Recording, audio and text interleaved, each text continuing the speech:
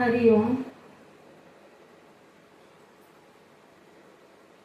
स्वयंभू मनु और शतरूपा जी की बीच की पुत्री का नाम है देवहूति, जिनका विवाह हुआ कर्दम मुनि से। परंतु अभी विवाह नहीं हुआ। जब भगवान ब्रह्मा जी ने जब कर्दम मुनि को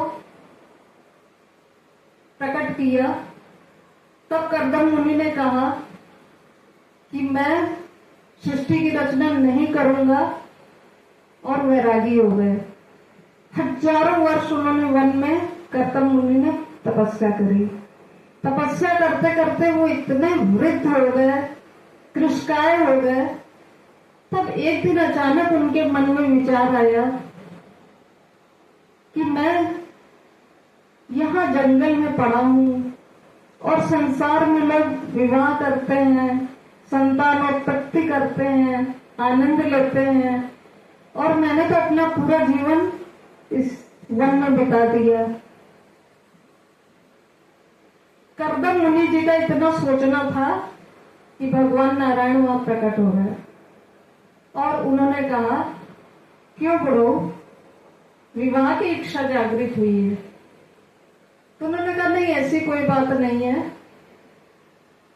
भगवान ने कहा कि ऐसा है कि आप अपनी कुटिया में जाइए, स्वयंभू मनु जो है अपनी बीच की पुत्री जो अत्यधिक साध्वी है उसको लेकर आएंगे और आपसे विवाह करेंगे, आप मना मत करिएगा। तो कर्दम मुनि ने कहा कि प्रभु, मैं एक शर्त पर विवाह करूंगा कि आप मुझे वचन दीजिए कि आप मेरे घर पुत्र रूप में जन्म लेंगे। भगवान ने कहा, तथास्तु। अब कर्दम मुनि अपनी कुटिया में आए। दूसरे दिन सुबह स्वयंभू मनु अपनी पुत्री देवहूति को लेकर आए, जबकि देवहूति माता जो थी इतने ठाट बाट से पली राजा की पुत्री, परंतु वो स्वभाव से भक्ति में लगी रहती थी, साध्वीर थी, और उनका हमेशा यही विचार रहता था कि यदि मैं विवाह करूंगी तो कोई महान संत से करूंगी। आज उनकी भी इच्छा पूर्ण हुई। अब विवाह हो गया, स्वयंभू मनु तो चले गए। दूसरे दिन सुबह कर्दम मुनि जी स्नान आदि करके ध्यान में बैठे, उनकी समाधि लग गई। और वो समाधि कितने वर्षों की लग गई? 60 वर्षों की समाधि लग गई। परंतु देवहूति मैया उनके पास ही रही। प्रतिदिन उनके शरीर को गीले वस्त्र से साफ करती, भोग लगाती, और स्वयं भी जो कुछ फल फूल मिल जाता उसका भोग लगा लेती। ऐसे करते करते जब 60 वर्ष बीत गए, तब उनकी समाधि टूटी। और कर्दम मुनि की जब समाधि टूटी तो वो तो वृद्ध हो चुकी थी देवहूति माता, और उनको भी सब विस्मरण हो चुका था। उन्होंने पूछा, देवी आप कौन हो? तब देवहूति मैया ने उनको सब स्मरण कराया कि आपका मेरे साथ ब्याह हुआ था और आपकी समाधि लग गई थी 60 वर्षों की। उनको इतना आनंद आया, इतना मतलब उनके प्रति कि देखो इतने वर्षों तक ये हमारी सेवा करती रही, मैं कितना भाग्यशाली हूं कि मुझे इतनी गुणी धर्म पत्नी मिली। अब उनके अंदर शक्ति तो आई चुकी थी, योग शक्ति, पहले भी तप कर चुके थे। उन्होंने क्या किया? एक सरोवर का अपनी इच्छा शक्ति से निर्माण किया और देवहूति मैया का हाथ पकड़कर उसमें कूद गए। अब देवहूति मैया हो गई 16 वर्ष की और कर्दम मुनि हो गए 20 वर्ष के। फिर उन्होंने एक जहाज यान 9 मंजिला सभी सुविधाओं से युक्त दास दासी सोना चांदी अपनी इच्छा शक्ति से उत्पन्न किया। अब देवती मैया को सभी सेविकाओं ने सोने से लाद दिया, उनका श्रृंगार किया।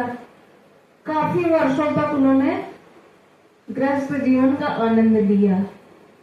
पर करता क्या न करता, धीरे धीरे एक एक करके उनके यहाँ 9 कन्याओं का जन्म हुआ। भगवान का अभी जन्म नहीं हुआ, 9 कन्याओं का जन्म हुआ।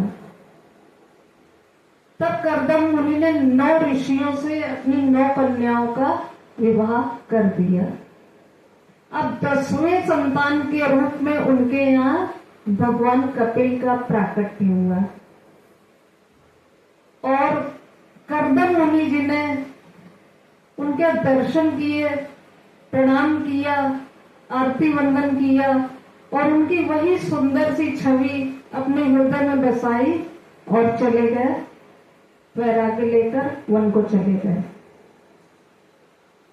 सुबह हुई प्रातःकाल, देवहूति मैया ने छोटे से कपिल मुनि को नहलाया, धुलाया, चंदन लगाया, श्रृंगार किया और एक छोटी सी व्यासपीठ पर बैठाया और बोली, मुझे आज सत्संग चाहिए।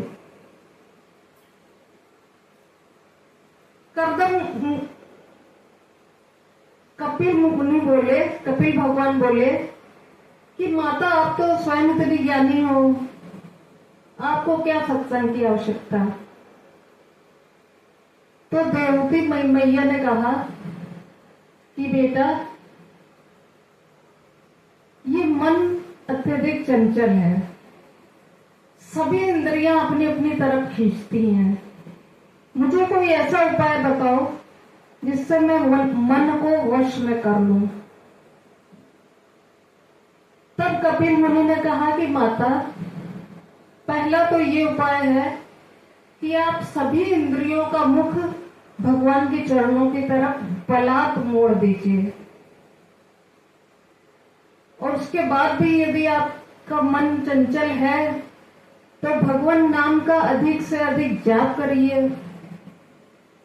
इसके बाद भी यदि आपका मन नहीं शांत होता है, अष्टांग योग बताया कपिल मुनि ने, यम नियम प्राणायाम प्रत्याहार धारणा ध्यान समाधि आदि। इसके पश्चात